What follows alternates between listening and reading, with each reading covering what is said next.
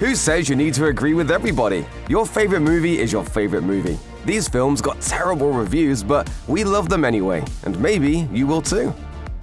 It's one of the best episodes of Mystery Science Theater 3000 and one of the strangest films of all time. From the beginning, everything about Manos, The Hands of Fate was a bad idea. Hal Warren told Oscar-winning screenwriter Sterling Siliphant that making a movie was easy. He figured it was so simple, he bet Siliphant that even he, a lowly fertilizer salesman, could finish a picture. When your grand artistic vision stems from winning a bet, you're already off to a bad start. So Warren raised $19,000 from friends and family and started filming Manos. He crafted a complicated story about a family that gets lost on vacation and stumbles upon a cult leader that tries to turn all the women in his family to his stable of bickering brides. You are a troublemaker. You deserve to die. It could have been something simple, but it wasn't. Manos is definitely not a cash grab. Instead, it's a bizarre expression of art. Though everything about it is strange, there did seem to be some attempt at making a real film. At the end of the day, Manos is a movie about a real family coming together, giving their all, and trying to make art no matter how low budget or strange. This disco-infused roller skating wreck was supposed to be a breakout role for Exorcist alum Linda Blair. If she wanted to get as far away from her Exorcist casting as possible, the idea of doing a harmless roller skating picture doesn't sound like a bad idea, right?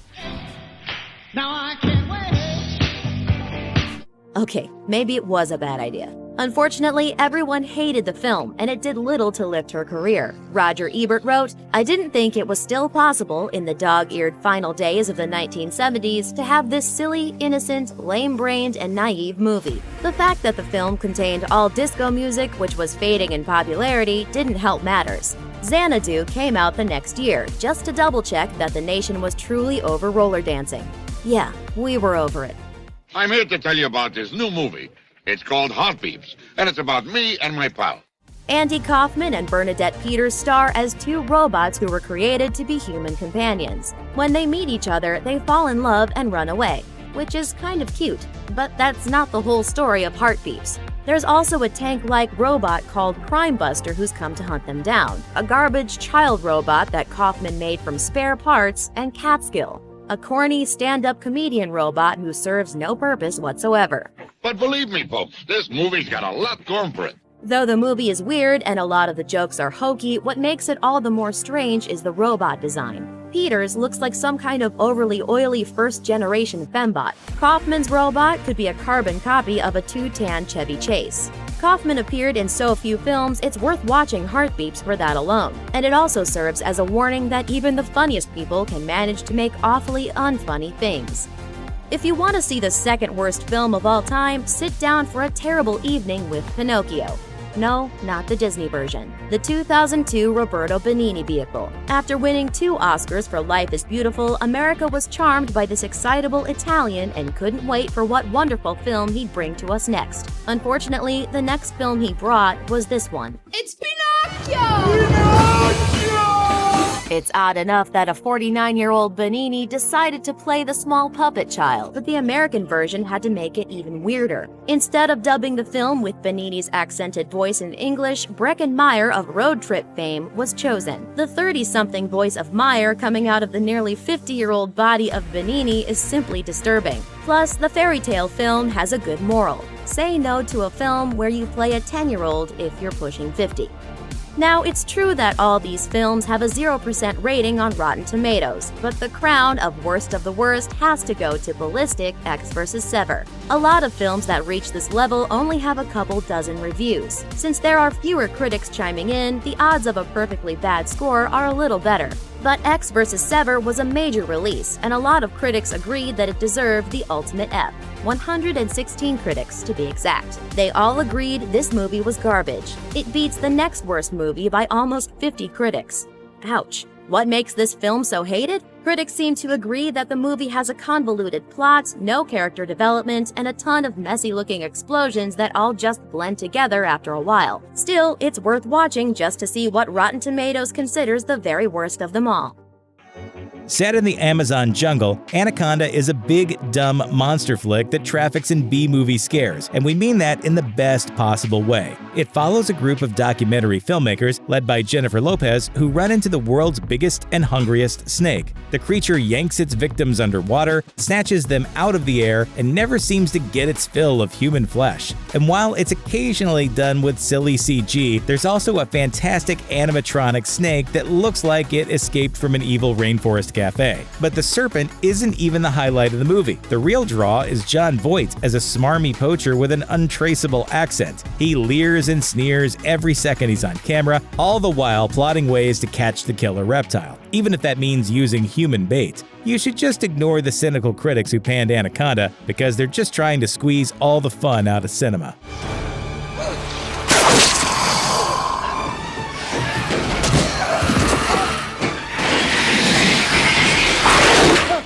2006's Tokyo Drift is the black sheep of the Fast and Furious franchise. Paul Walker is nowhere to be found, Vin Diesel only shows up for a few seconds, and the undercover cops in International Heist are replaced by a soapy teenage melodrama. The plot follows a troubled American kid named Sean who moves to Japan, gets involved with the Yakuza, and is forced to race the local bully to save his buddies, his girlfriend, and his own honor. Of course, before he can become the king of the road, this hotshot has to learn how to drift. In other words, it's the Karate Kid with cars.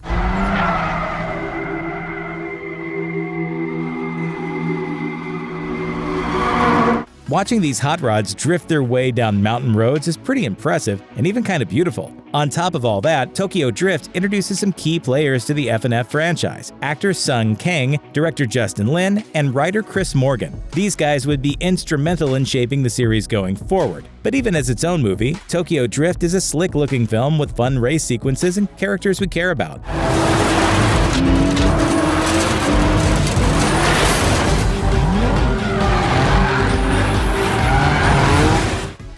Guy Ritchie is best known for making comedic crime thrillers, which would seem to make him a weird pick to direct King Arthur: Legend of the Sword. And admittedly, there are parts of this film that are a chore to sit through, but you can't deny its ambition, especially when the monsters roll onto the screen. There are war elephants that tower over castles, and then we watch as a mass of writhing tentacles reveal slimy witches that are part woman, part kraken. We kept our side of the covenant. It was you who lost the boy and the sword. Have I not sacrificed enough? But there's more going on here than just high fantasy. Ritchie brings his trademark humor to the film, and almost every character acts like a Cockney criminal, making King Arthur: Legend of the Sword a wonderfully weird way to spend a Saturday afternoon. Now tell me a story about a girl called Lucy, a Viking called Greybeard, and some rebel graffiti dirty in these walls. Are you writing a book? Critics hated Bright. In fact, they loathed it. And you know what? It's totally understandable. Bright has a lot of problems, from its lazy world building and sloppy screenplay to its awkward handling of racial issues. But while it doesn't live up to its potential, it's nevertheless filled with striking images, like a centaur cop and a dragon flying over Los Angeles. And while the story mechanics and character arcs are messy, David Ayer knows how to direct an action scene. The gas station shootout is a highlight, and the moment when Will Smith saves his orc partner from a gang of murderous cops is wonderfully done. But the best thing about Bright has got to be Joel Edgerton, who plays the first orc ever hired to work for the LAPD. He wonderfully conveys pain underneath all his prosthetics, and you should check out Bright for his performance alone. He fulfilled a great prophecy, Lord. I think we might be in a prophecy. Universal Studios has been trying to create a monstrous cinematic universe for quite some time. Before The Mummy completely unraveled in 2017, the studio was hoping to get its dark universe going with Dracula Untold in 2014. Unfortunately, lousy box office numbers and a poor tomato meter forced the studio to stake this film in the heart. But while it's not a great movie by any stretch of the imagination, Dracula Untold is wonderfully dumb fun. It's basically a vampire movie meets a superhero flick.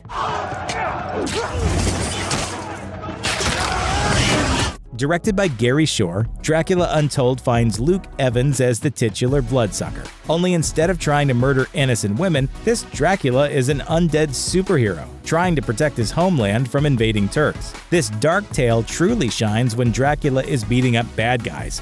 He plows into a platoon of goons like a mad NFL player, all while roaring like a lion. And using Force-like powers, he commands a legion of bats to batter his enemies. He even creates his own vampire army, resulting in a brilliantly bloody climax. This isn't high art, but if you've ever wondered what would happen if Dracula used his bat powers for good, then this is the movie for you. That's why he got sick, isn't it? Save me. Yes. And I would do it all again. Directed by James Wan, Death Sentence has the gore of Saw, the scares of The Conjuring, and the family feels of Furious 7.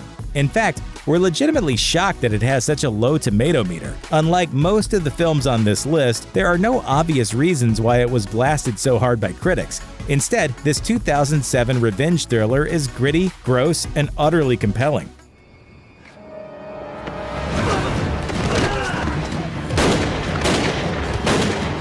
With its opening montage of home video footage, we're rooting for Nick Hume from frame one. He's a good dad and a loving husband, so naturally, he's devastated when his oldest son is murdered by a machete-wielding gangster. When Nick realizes the legal system is going to let the killer off easy, he takes justice into his own hands. But what starts off as a simple act of revenge spirals into full-on war when the criminal's brother comes back for blood. Kevin Bacon is the key to the movie's success. He's not some Charles Bronson supervigilante. He's a real human being struggling with guilt and grief. He barely knows how to use a gun, and he breaks down into tears after murdering his son's killer. You really feel the love this guy has for his family and his hatred for the thugs who've threatened his home. In addition to Bacon, there's John Goodman as an F-bomb dropping force of nature who sells Nick his cache of weapons in the best gun buying scene since Taxi Driver. Dad to dad? Don't tell me about it. Just go do it. It all caps off with one of cinema's most underrated gunfights, an epic battle awash in red light. Death Sentence is a badass, bloody affair that proves Rotten Tomatoes can sometimes get it wrong. 2016's Gods of Egypt was lambasted for its Eurocentric cast, cheesy acting, and shabby CGI. But its over-the-top performances and bizarre look should actually make it worth your while.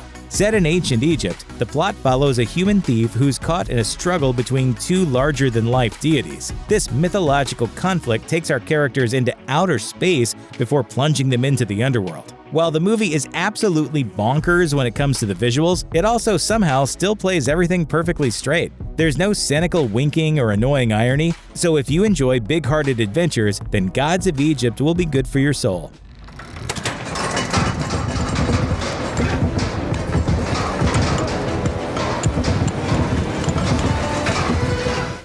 It's easy to see why Hansel and Gretel Witch Hunters has such a low tomato meter. It's mostly because of Hansel and Gretel. They don't have character arcs, their dialogue is flat, and there's nothing distinguishing them from one another besides the fact that one is played by Jeremy Renner and the other by Gemma Arterton. Really, they're just two badasses who run around and blow up witches. Yeah. Well, whatever you do, don't eat the candy. But if you're into seeing evil creatures getting their heads cut off, then Hansel and Gretel Witch Hunters is the movie for you. This 2013 horror adventure is like Army of Darkness on crack, complete with anachronistic weapons, buckets of blood, and more wicked old hags than you can shake a broomstick at. The monster makeup is on point, and the flying effects are both creepy and cool. And while Renner and Arterton aren't doing a lot with their characters, Famke Janssen more than makes up for it as the villainous head witch. She's big, she's bad, she's over-the-top glorious. And Peter Stormare plays a sheriff bringing the smarm for everyone to hate. Granted, watching Renner punch women in the face is a bit unsettling, but for the most part, the kills here are creative. If you're in the mood for a movie that's lost its mind, this witchy flop is for you. All you people are so scared of me. Most days I take that as a compliment. 2000's Pitch Black is an impressive sci-fi horror flick that gave the world Richard B. Riddick, one of Vin Diesel's first major roles.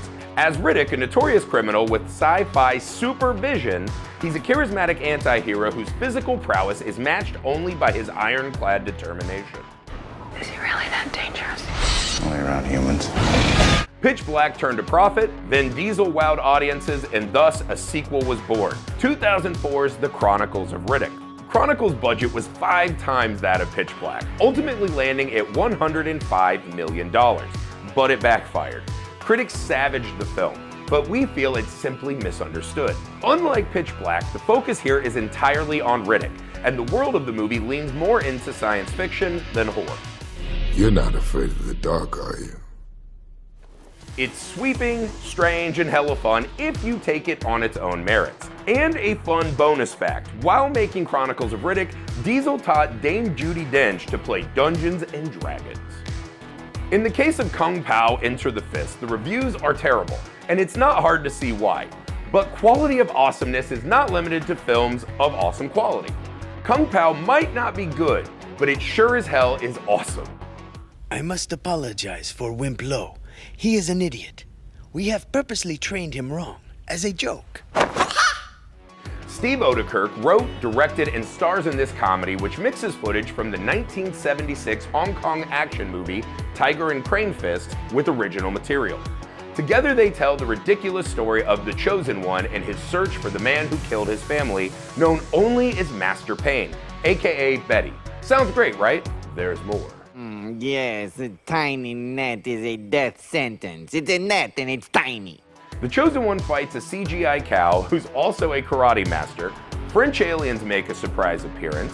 There are faces where there shouldn't be. There's a Lion King send-up. It's overflowing with love for martial arts movies and unafraid of getting utterly cataclysmically weird. It's odd, it's silly, it's a little bit dumb, and above all, it's awesome. The dismal reception of Godzilla King of the Monsters isn't a mystery. The film's just not interested in conventional storytelling. If you want to watch nuanced characters struggle with and ultimately transcend life's difficulties, this ain't the movie for you. If, on the other hand, you want to see Godzilla, Mothra, Rodan, King Ghidorah, and about 300 other classic kaiju duke it out, you come to the right place. If you are a true Godzilla fan, there is no way you watched Rodan emerge from that volcano, fly over that town and attack those human beings, and were not immediately recognizing you were watching one of the greatest spectacles in the entire history of Godzilla's franchise. I saw that and I was just dribbling it on my face like I was at an old country buffet. I couldn't get enough of that. This is the big budget Godzilla movie you've always wanted. This is a dangerous path. You are meddling with forces beyond our comprehension, gambling with the lives of billions. Now, in fairness, the story does fall apart if you look at it for too long, but there are plenty of strong actors working hard to keep it together. Bradley Whitford, Ken Watanabe, Millie Bobby Brown, and Vera Farmiga are all here doing their best. So her and Godzilla, they got a thing going on? That's kind of messed up, right? Let's get real. You come to Godzilla for Godzilla, not Godzilla's human friend. And King of the Monsters delivers on that front. It's hard to believe Hocus Pocus got trashed by critics, considering how iconic it is now. But a lot of today's Hocus Pocus stans probably watched it as kids, and there's a reason kids don't get hired as film critics. Let's barbecue and fillet. Still, Hocus Pocus fever isn't just a nostalgia bump. It's a genuinely delightful movie. I mean, you put Bette Midler, Sarah Jessica Parker, and Kathy Najimy on screen together and you're gonna be entertained. The main reason we think this movie drew the ire of critics is because it was released in July 1993. Bad decision. A family-friendly movie with a loaded cast and gentle spookiness would have cleaned up around Halloween. Instead, it had to compete with Jurassic Park, the original. Do yourselves a favor, save this one for October. When it comes to film adaptations of video games, Warcraft admittedly lacks in the department of interesting characters, but it still manages to bring the world of Azeroth to life with impressive visuals and sweeping cinematography. Critics, however, were unimpressed. Find these beasts, or whatever they are. Director Duncan Jones' talent and appreciation of the source material shows, almost to a fault. In fact, most of the film's shortcomings come where it's too faithful to the games, and if you're not already familiar with Azeroth, you might miss out. On the other hand, if you're in the know, you're going to find tons to enjoy here. So if you don't play Warcraft, you might want to start there. But for Warcraft fans, this is a fine movie that absolutely brims with love for the original game. Phoebe Cates is an icon, But one thing she does not get enough credit for is her comedic acting chops. And there's no better demonstration of said chops than Drop Dead Fred, an oft-forgotten 1991 comedy. Sure, the reviews were terrible. The very worst film of 1991 is, according to me, Drop Dead Fred. Okay, really terrible, but hear us out. Drop Dead Fred is about a woman for whom everything has gone wrong. That's Kate. Her marriage falls apart, so she moves back in with her mother, and that's where the magic happens. She's reunited with her imaginary childhood friend, Drop Dead Fred, played by the phenomenal Rick Mayall. Every child should have one, especially when she grows up. Fred sets out to fix Elizabeth's relationships. Unfortunately, he's not very good at it. Drop Dead Fred is an extremely dark comedy which threw 90s audiences for a loop. It's no rom-com, it's a biting, surprisingly heartfelt story of adulthood gone wrong. As producer Mike Medavoy put it at the time, it's a children's movie on drugs. And that's what fans love about it. It's tough to match the pedigree of Legend. It's a Ridley Scott-directed dark fantasy starring a fresh-faced Tom Cruise as the Robin Hood-esque Jack, and Tim Curry as the Lord of Darkness. Sure, Legend might be eclipsed by contemporaries like Labyrinth and The Dark Crystal, but it's a remarkably well-made film with some serious darkness at its heart. Who needs this tender morsel? Legend is a beautiful watch, brimming with elegantly realized worlds, costumes, and creatures. Tim Curry as the Prince of Darkness is one of the all-time coolest costumes in movie history. Cruise is polarizing now, but few actors commanded the screen like he did throughout the 1980s. And Mia Sara is wonderful as the impetuous, good-hearted Princess Lily. Why did she go touch that unicorn? There's one rule in this whole utopia, it's don't touch the unicorn, and she can't not do it. Add the intriguingly dark tone and you've got an absolute classic. Whether you're a starry-eyed kid or a savvy adult, Legend is one fairy tale you can believe in. If you were a child of the 80s or 90s as I was, you most certainly loved Teenage Mutant Ninja Turtles, the movie. It was an earth-shattering weekend at the theaters. Sometimes those movies do not hold up when you return to them. I would argue if you go back and watch Teenage Mutant Ninja Turtles, the movie now, you will find way more endearing moments than you remember. What the heck was that? Looked like sort of a big turtle in a trench coat. You're gonna LaGuardia, right? Take the action sequences. Sure, they're a bit stiff, but the choreography is genuinely thrilling. And the story is more mature than you might expect. Add to that some good performances like James Saito as Shredder and Sam Rockwell as a street thug, his first role in a major motion picture. You got any cigarettes? Regular or menthol? But putting all that good stuff aside, the best reason to see Teenage Mutant Ninja Turtles the movie is the impressive Jim Henson designed costumes. Those costumes were so good that you probably got taken by your parents to that trash Ninja Turtles on stage performance where they just had jazzercise guys running around to look like those turtles. That's how good those costumes were, just cads and charlatans everywhere trying to steal our money doing that in front of our faces. Sure, they may lack some of the detail that CGI can offer, but their real-world heft has a charm all its own. Teen horror films prioritize pretty faces and high body counts over skillful execution, often employing questionable logic to get its stars to their bloody ends. And Final Destination might be the most creative of all of the horror movie franchises in how they deploy kills. The first film in the 5-film series, with the 6th on the way in 2025, Final Destination has a killer premise. Once death has chosen you, there's no escape. September 25, 9:25. Your birthday is the same as your departure time. A high school student named Alex boards a plane, then foresees the plane exploding, killing everyone on board. After several people exit the plane, including Alex, his premonition comes true. But pretty soon, everyone who got off the plane starts dying, and rather elaborately. Yup, they didn't cheat death, they just delayed it. You have to figure out how and when it's coming back at you. Final Destination kills never phone it in. It's not art house horror, but it's impossible to watch and not be entertained. For years, the Saw franchise ran like clockwork. A new film every year, complete with intricately designed traps and fiendish plot twists. I know what you're doing, Doctor. The first film, 2004 Saw, continues to reign supreme. Saw is the film that put director James Wan and writer Leigh Whannell on the map after they met in film school. Saw made over $100 million on a tiny budget of just $1.2 million. It's no wonder that the film spawned so many sequels, despite critics' tepid response.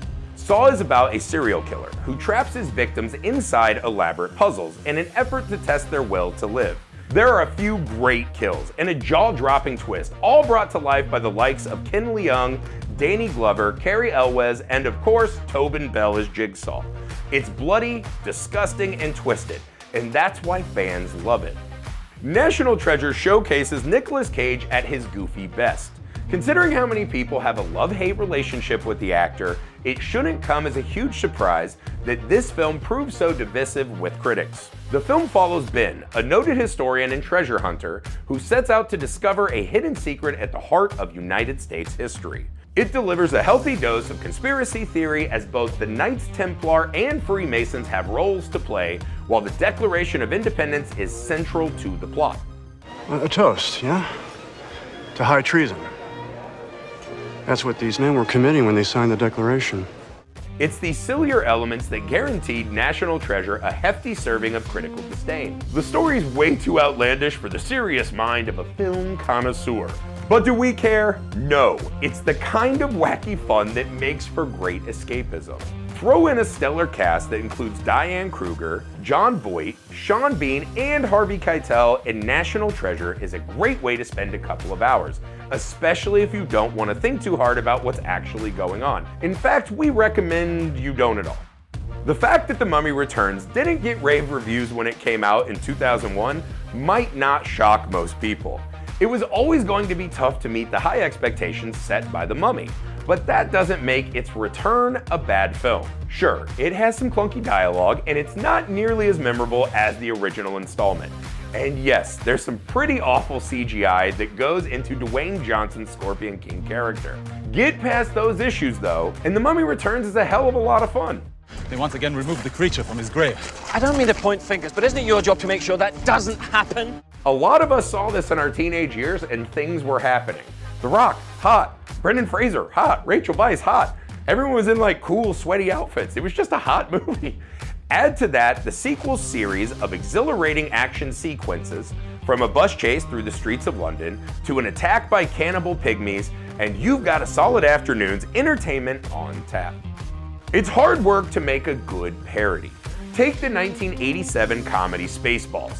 It was the latest in Mel Brooks' series of film genre send-ups, meant to be a spoof of the original Star Wars trilogy and a smattering of other sci-fi series. The film fell short of a fresh rating on Rotten Tomatoes, but it still had more good reviews than bad. What it didn't do was inspire audiences at the box office. It barely made back its budget, earning just $38 million. But time has been good to Spaceballs. It's now a cult classic and is even arguably Mel Brooks' most popular release.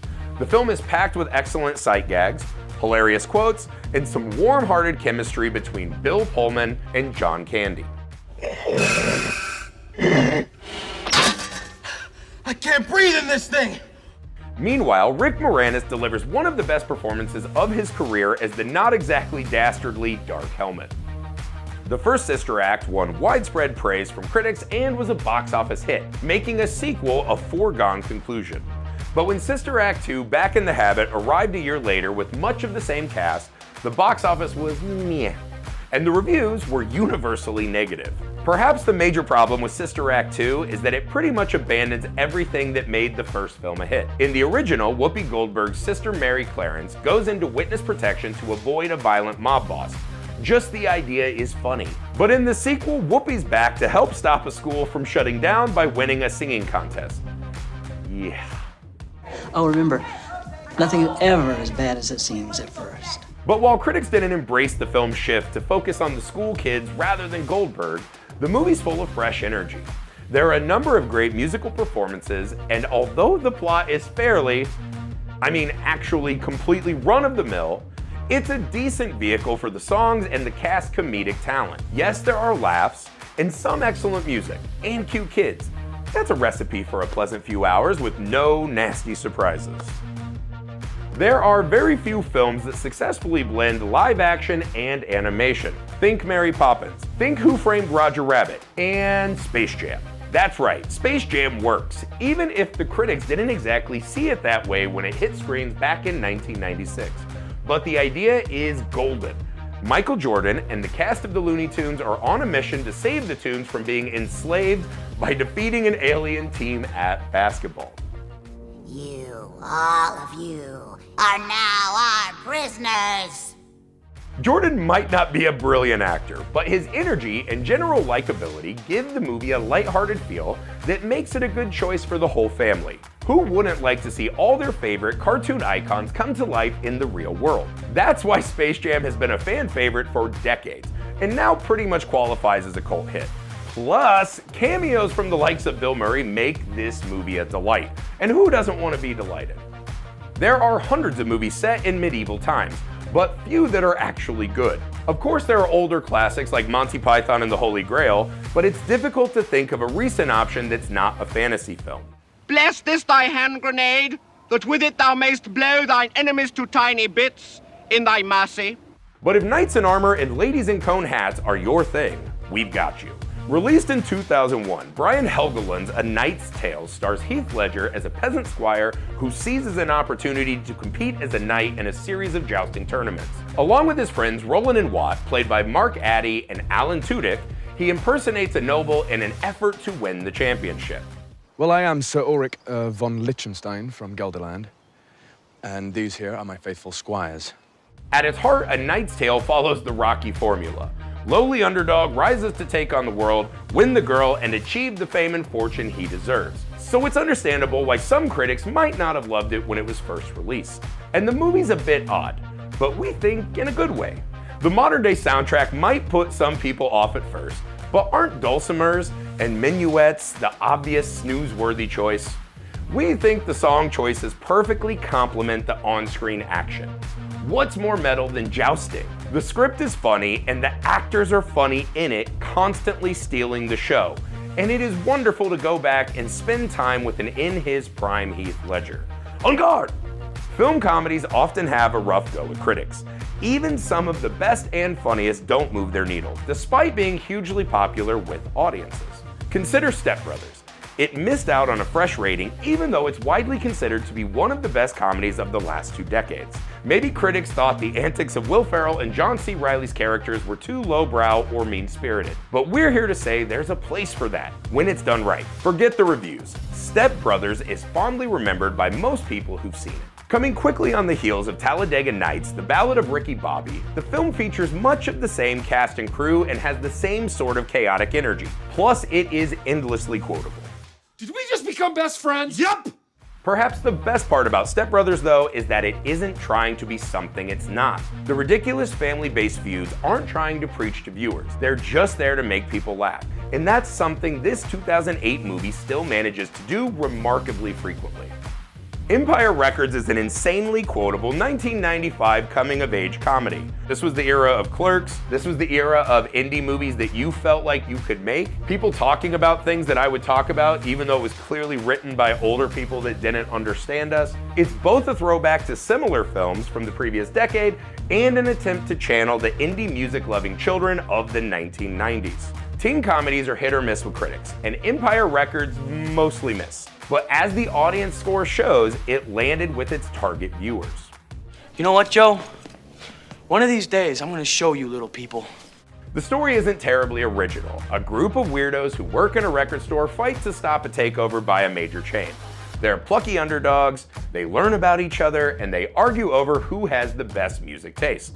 It's exactly what you'd expect, but in a very good way, thanks to a spectacular cast, including Liv Tyler, Renee Zellweger, Robin Tunney, Anthony LaPaglia, and Rory Cochrane.